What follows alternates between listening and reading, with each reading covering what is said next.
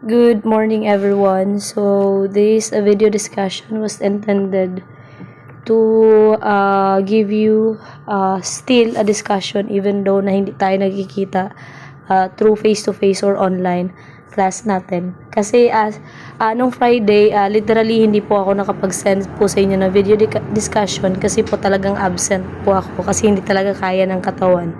Then, today, Monday, morning session ko, tatlong subject po is video recorded. It is because acceptance po ng 4th year ninyo. So, lahat po ng teacher mag-a-assist doon sa kanilang activities po sa Santa Cruz.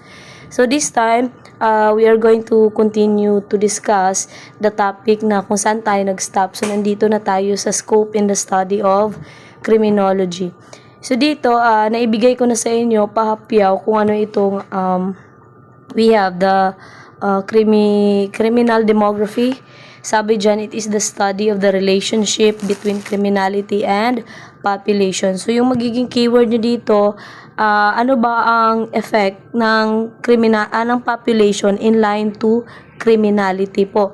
So, in line with population, how are we going to emphasize those factors na pwede nating maibigay is we have, halimbawa yung age.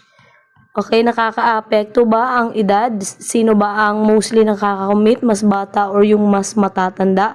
We have also the sex, or ito yung tinutukoy na the sex of a person, at the same time the gender. We can consider also the income, and at the same time the educational background or yung education na-achieve ng isang tao. And pwede nating ma-add dito kung saan siya nakatira, or ito yung point na where people live or the person live, and at the same time ang trabaho niya, yung occupation po na tinatawag natin, and at the same time yung population talaga, yung dami ng tao sa isang community. So in line with this, we are going to emphasize the how. Okay, how age affect criminality, yan, example, the income, the education, or yung mismong lugar kung saan ka nakatira, and at the same time yung trabaho mo. It refers to how, yan, lagay natin, how crime, ayan. Hindi, mali pala to yung tinutukoy ko. Hindi po pala spread, kasi sa epidemiology pala yung spread. Yung tinutukoy dito is yung how population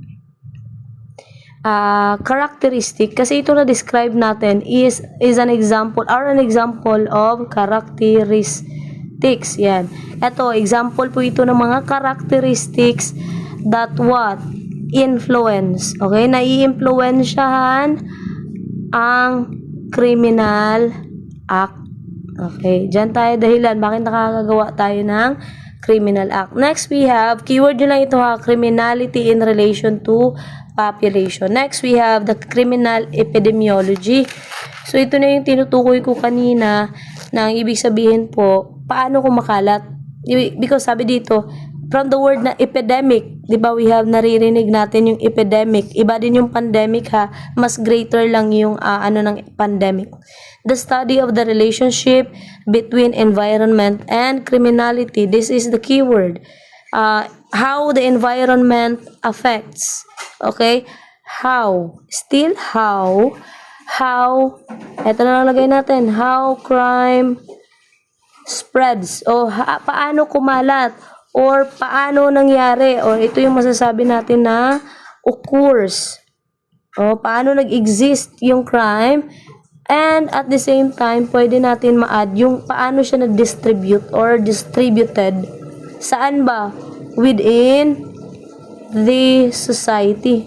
Yan ang magiging mga factor na we are going to consider. Para kasi yung crime, we can consider the crime as what? Kapareha niya po yung disease. 'Di ba? Kapag hindi natin naagapan, kumakalat. Pag walang agap, yung sinasabi na naagapan, yung actions ng kapulisan, yung mga prevention nila na ginagawa, and at the same time ng tao, kakalat po yan pag hindi po na pigilan. And at the same time, dito po sa criminal epidemiology, we are going to study also who, erase natin, who Ano sinasabi mo, ma'am? Who is affected? Pwede natin i-consider dito. Sino ba yung mga affected? Then, saan? We are going to where the crime exists, and at the same time, when.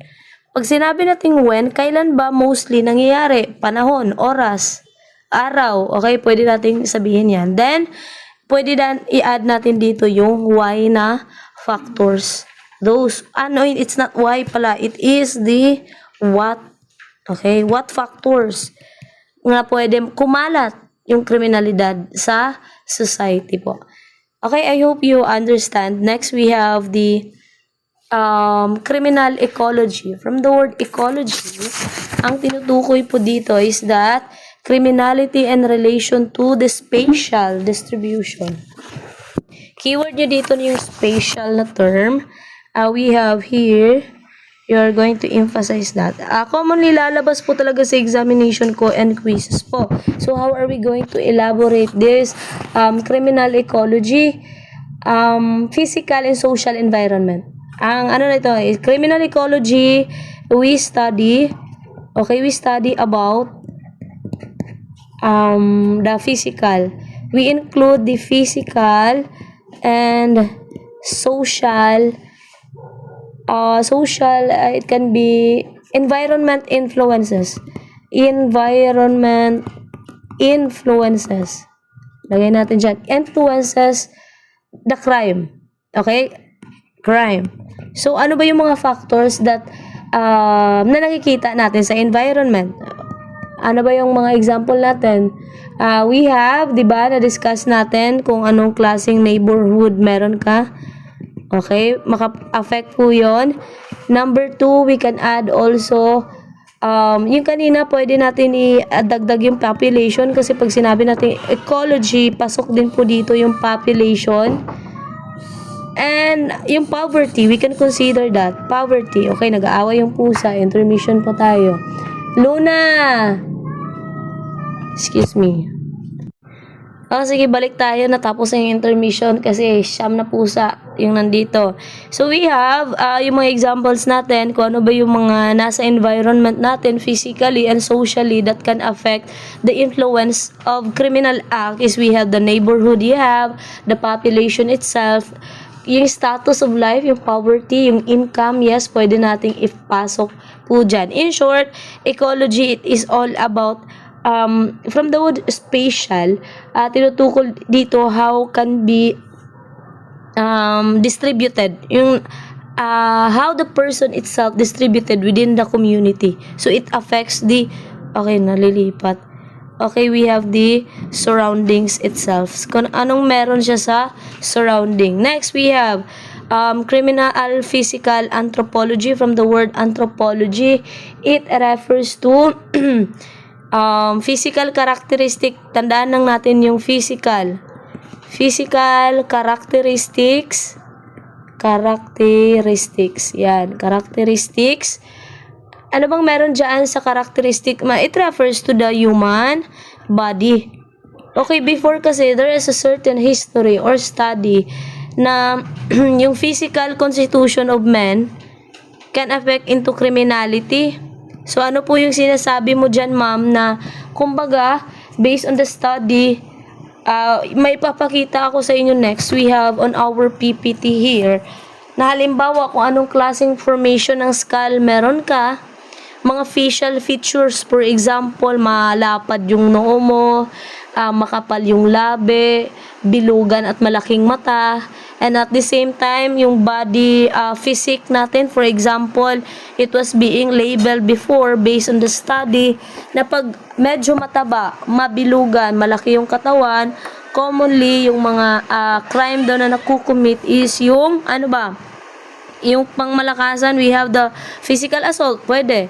And, commonly, pag payat ka, matangkad, payat, so it means mabilis kang tumakbo, ang commonly nakukumit is like yung mga theft, robbery, yung may tumatakas, for example.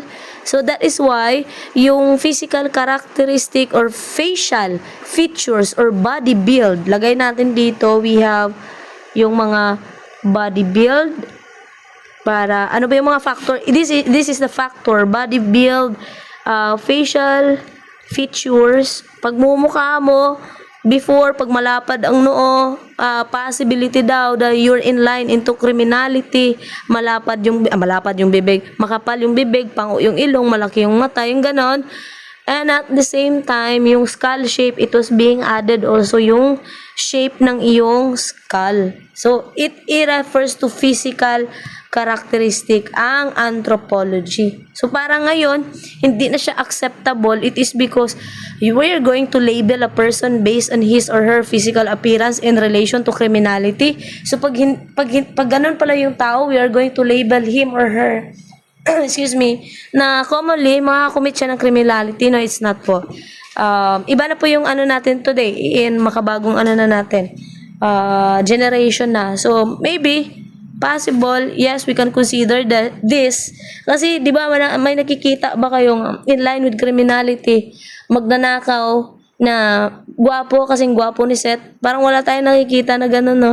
And at the same time, ng rape na kasing gwapo ni Daniel Padilla. Yung mga gano'n na bagay. So, sometimes, papasok sa utak natin that we questioned also na, yun, tama naman, no? Kasi yung nakikita, hindi naman natin sa gina-emphasize talaga na pangit lang ang gumagawa ng krimen, but commonly or mostly nakikita natin sa balita, yun, ganun yung mga pagmumukha nila. Next, we have the criminal psychology from the word psycho. It refers to what? Something that we can really align with the study. Tatandaan niyo dito, it refers to the study of paano ka mag-isip, yung emotions mo, how are you going, I mean, the behavior itself, lalabas yung pusa, excuse me. Okay, balik tayo. Pag sinabi natin, excuse me po, hindi pa talaga naayos ang buhay ni Disoyo. Criminal psychology, it is the study of human behavior. Yes, of course, how you are going to, yung mga thoughts mo, emotion, behavior, and dagdag natin dito, ano ba yung madagdag nga? Emotion, personality pala. Yung personality ng isang tao. Paano ka mag-isip, ano yung nararamdaman mo, how you behave, pasok po yan sa criminal psychology which in line with the human behavior in relation to criminality, which is totoo naman po. How are we going to give an example based on that? Sometimes, nangyayari sa tinalak, no? Do you think what will be the factor that will connect to that is we can consider also the behavior, the personality of a certain person, yung mabilis matrigger, yung tinitigan ka lang up and down, galit ka na agad, akala mo offended ka na agad, it refers to your behavior on how you are going to interpret. Dito sa ibaba, may nakalagay po dyan, criminal psychiatry, baka malilito kayo. Psychology, ito lang yung magiging keyword natin. We have O, so it refers to what? Behavior. Okay, ito lang yan. May O si behavior, so it means psychology, it refers to behavior. Pag sinabi kasi nating psychiatry, it refers to, ito yung pag-aaral in line with criminality, human mind. Yan may I. It means my I, it refers to your mind. So ano bang meron sa mind natin?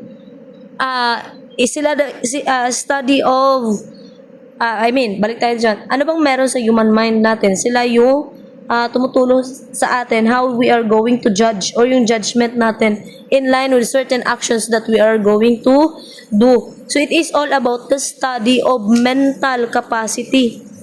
Yan, mental capacity of a person. Dito na mapapasok yung mga mental disorders. Yung may mga saltik na kumbaga pinasabi, o yung may sakit lang, wag naman sana sabihin natin, yung may mga mental illnesses, dito po papasok. Again, uulitin ko po, pag sinabing criminal psychology, it refers to the behavior. The behavior. Pag sinabi naman ng psychiatry, mind, how you, the capacity of your mental, yan, sinasabi. And pasok dito yung mga sakit. Ito yung, halimbawa, yung baliw, for example, he cannot justify what is right from wrong because yung judgment niya is hindi talaga purely aligned to us referred as a normal person. That is why merong hindrance doon on how he or she is going to interpret. I hope you understand. Next, we have the last one, the victimology. It is debatable topic kasi merong cases dito sa victimology na meron nagsasabi na in line with rape cases, yung babae daw is hindi daw kasalanan ng babae. At may nagsasabi din kasalanan ng babae in line with rape. So, explain muna natin anong meron sa victimology kasi bakit mo na yan pinapasok, ma'am. The study of role of the victim. Okay, pag sinabi nating role of the victim, ano ba ang meron sa victim? Bakit naging biktima siya of that certain crime? Kasi hindi naman natin ma-assume directly na lahat po ng nangyayari na krimen is gawa or it was planned by the suspect itself. Kasi meron tayong tinatawag na provocation o yung nauna, merong provocative action. Anong ginambal mo nga provocative? Yung mas nauna naman yung action ng victim. That is why merong crime na nangyari. Yung example ko before sa discussion natin last week, diba? Yung si person A, we have person A, binubuli niya si bully. Person B, for example lang ito So, victim at the first place, si person B. Pero at the end of the time, si person B napuno kay person A. So ngayon, ang ginawa ni person B kay person A, sinuntok, tapos pagsuntok niya, hindi niya nalaman, nabagok yung ulo, namatay. Ngayon, si person A yung naging victim. Okay, then offender po natin si person B. But based on the scenario, we have person provoke person B. Based on this factor, we have bullying. Pero ang result of that bullying is that nahulog po siya na nagkaroon ng homicide. Okay? Murder, we cannot say murder because di-differentiate din yan next time. Meron po kasi pinagkaiba si murder at si homicide. Yan, wag na natin pagdiinan yan. So, ibalikan natin yung sinabi kanina ni ma'am na sa rape case. Kasi sinasabi ng iba yung sa pananamit daw ng babae, that is why nare-rape sila. May nagsasabi din naman na sa mindset na daw kasi ng lalaki. Kasi pag once makakita ng babae, gano'n, nare-rape. Pero the question is, bakit merong nare-rape na matanda? Bakit merong nare-rape na minor? Yung sinasabi natin, we have 1-year-old na rape. Do you think yung 1-year-old nag-sexy short na yan? So, the factor itself that we are going to consider in line with the victim is not on the dress code itself. We are going to remove that mindset na it is because, dahil na-rape ka na, namuabi kay paigot-igot ng mga short. No, it's not. We are going to eliminate this dress code. What are we going to consider? The factor is that yung sa kababaihan, yung lumalabas ka ng gabi, naglalakad na ikaw mag-isa, yun ang pwede natin makonsider na factor that you are prone or risk ka into being a victim of rape. Sa rape tayo mag-focus hindi yung sa pananamit po. Tatandaan po natin yan yung action kumbaga na ginagawa mo, yung nag-iinom ka, ikaw lang mag-isa babae, tas kasama mo lahat lalaki, which is meron ka namang mental capacity to think in advance what will be going to happen. Ikaw lang mag-isa babae. Then, at the same time, yung paglabas mo ng gabi, preventable naman yan, pero still, ginawa mo, that is the factors na we are going to consider. Hindi po yung dress code. We are going to eliminate that as being a criminology student. You are going to justify kasi na-rape yung isang tao dahil sa pananamit. Na justification yan. I hope you understand based on this topic. We are going to proceed on the next one. We have how do criminologists view crime? As a criminologist, di ba yung term natin na criminologist, you are graduated in 4-year course in line with criminology and magiging registered criminologist ka pag nakapasa ka sa board exam. So, paano ba natin tingnan ang crime? Kasi dapat, ito yung susundin natin because we are different from those person na hindi nakapag-aral ng basis in line with criminology. Kaya next time, baka may ma-learn kayo dito, pag makarinig kayo ng balita, do not assume onto that certain opinion na you are going to directly put that in your mind that it's correct. No, it's not. As a criminologist kasi, we have different point of view on how we are going to understand crime. So we have here number 1, the consensus. Anong meron dyan sa consensus, ma'am? Sabi sa definition, criminal behavior is behavior in violation of criminal law. Simple as that. Pag nakagawa ka ng labag sa batas, it means it is punishable. Yun lang. Punishable. Then, you are liable. Ay, yung sinasabi na liable, mananagot ka sa harap ng korte, you are going to be proved whether you are guilty or not. Next, we have, it is not a crime. Excuse me muna, uubo muna. Okay, ang pagbabalik ng ubo na teacher. Okay, uminom lang ng tubig. We have yung consensus. The point of view of the consensus, it is what? Parang nagkaroon kasi tayo ng agreement. Okay, ang keyword nyo dito is meron tayong agreement. The government says that do not do this because if you are going to do that certain act, it is punishable kasi it was being defined by law. So yun, pwede kang makulong. Then it is a certain agreement also based on that law imposed by the government. We are being kept safe. Okay? Kaya ito sa tinawag na agreement. Then at the same time, para din siyang agreement about what is right. Agreement what is right. Okay, what is right from wrong. So para siyang, yung sinasabi ko nga, the law itself, it is like our guide kumbaga ba, on how we are going to act within the society. Even though kahit nasa bahay ka lang, you are guided also by law. And at the same time, it is being what?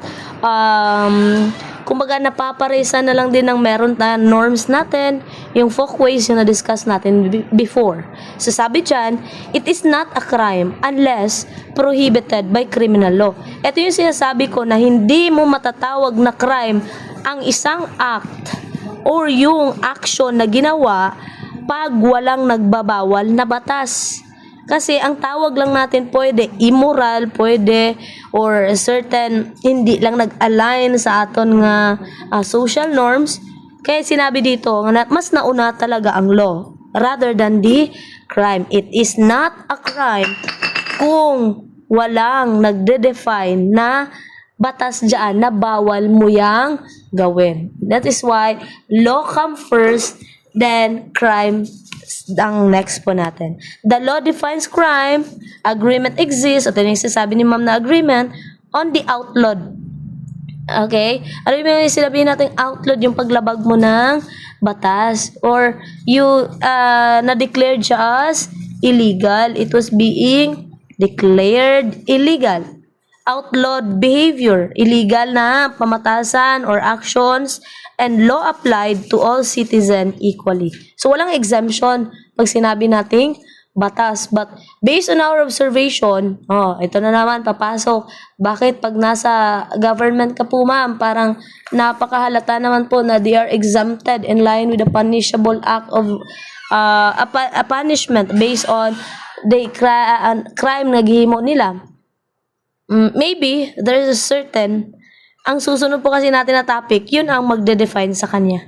Ito yung conflict view. Kaya tinawag na conflict, excuse me, naubo, pusang gala. Okay, ang programang ito ay magbabalik na po.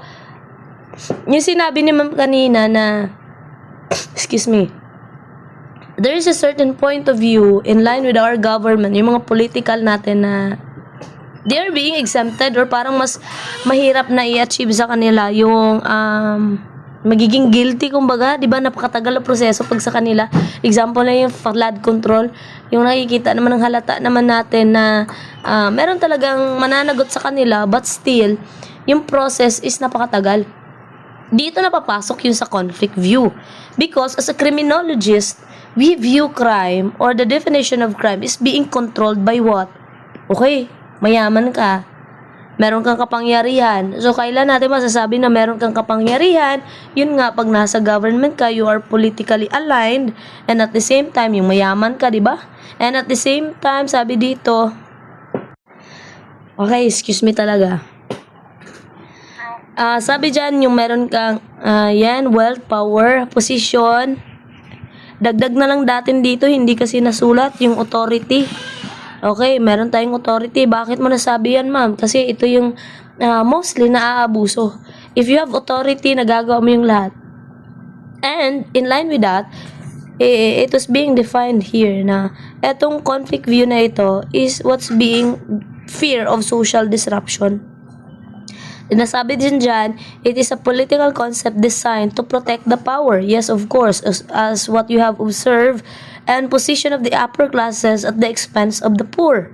So, they are protecting themselves in line for those na parang pag mahirap ka, mas mabilis lang sa'yo ang proseso. Yung sinabi nga sa totoo po yung nakikita natin sa balita na yung nagnakaw ng mangga, agad-agaran, nakulong siya.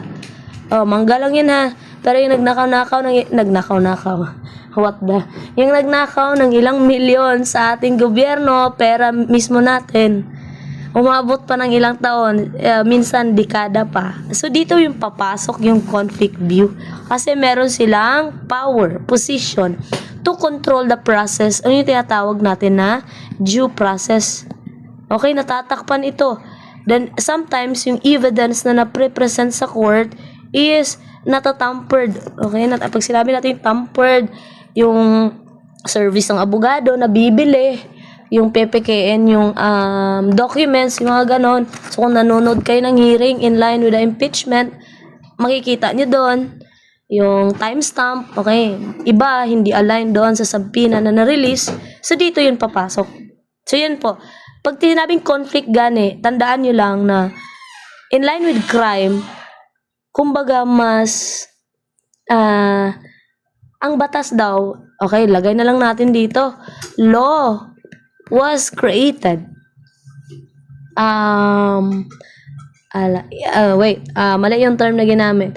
Law was being created to protect, ganito na lang, to protect those person who has, yan ang sinabi natin, who has power, wealth, okay, parang sila pa yung mas pinoprotektahan rather than the poor.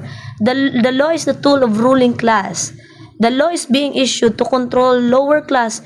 So, yung point of view ngayon ng crime dito sa conflict is that it was being imposed or it was being implemented to control the lower class. Okay, tayo na nasa ibaba. Kumbaga, the law itself is against towards us. Kasi pag tayo yung nakagawa, ang bilis, bakit sa kanila?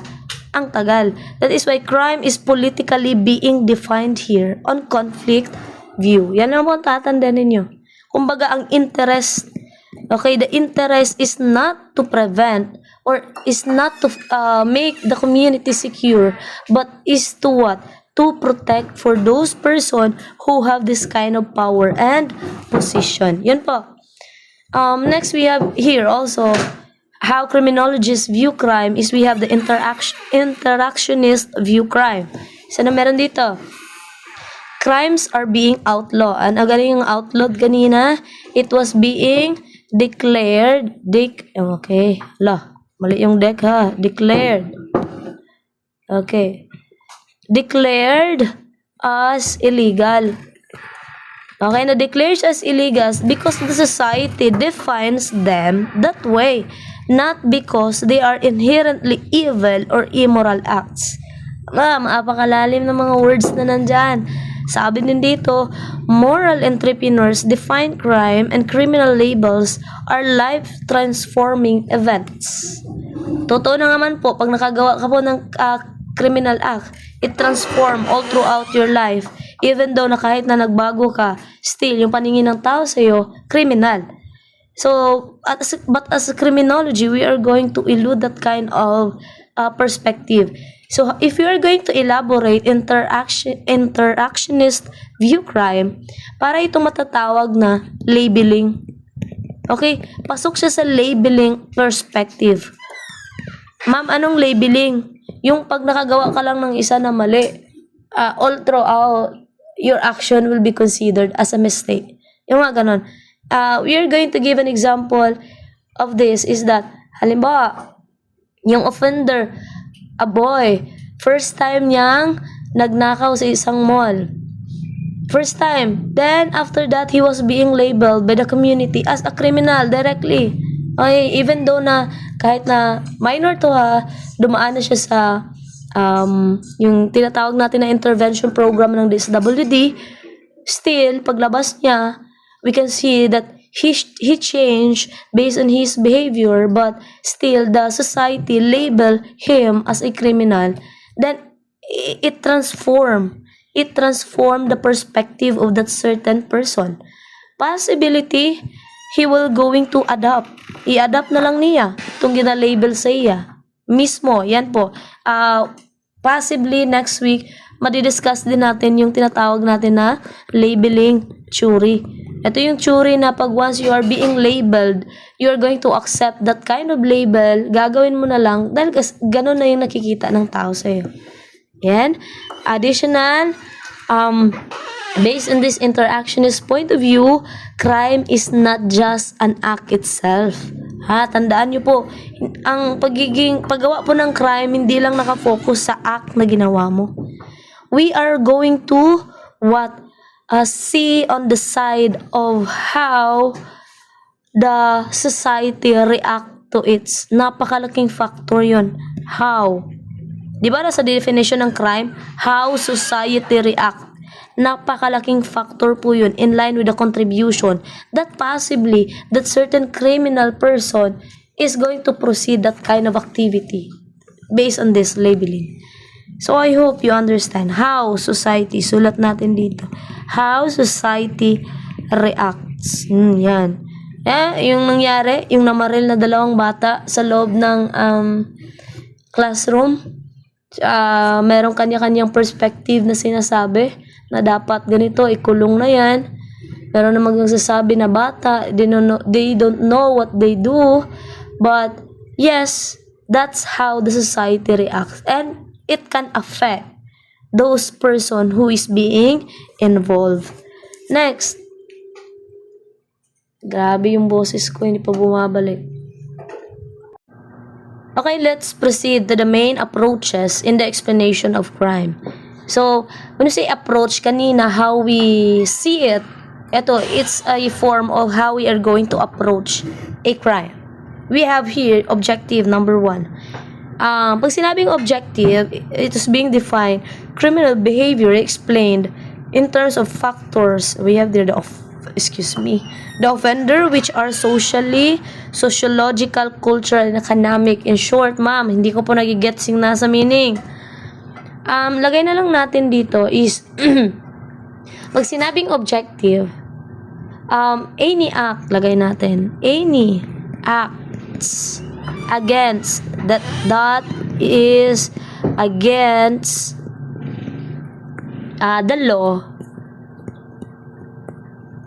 Ano ba yung tawag natin? Or prohibited, ipinagbabawal ng batas. The offender is subject to what? Subject to criminal liability. So what does it mean pag sinabi nating subject for criminal liability? Once you nakalabag ka ng batas, yung sinabi ko kanina na we have here sa consensus na you're punishable, you're liable, you are liable to face that certain act, whether you are going to prove that you are not guilty or not based on the evidences being presented in court. And at the same time, hindi po dito pasok sa objective yung sinasabi na ay nagawa ko yun kasi ganito yung paniniwala ko. No, it's not. Yung sinasabi natin na ignorance of the law excuses no one. Ano ba yung ibig sabihin yan? Yung pagtawid mo sa pedestrian, bago ka lang sa Manila, di ba? Bawal daw ng jaywalking, so tumawid ka sa walang pedestrian. So ngayon, i-reason out na bago lang abi ko di sa Manila, sir, wala ko kabalo nga bawal galini. Still, that reasoning of yours is not acceptable because batas yun eh. You're going to follow whether you know it or not.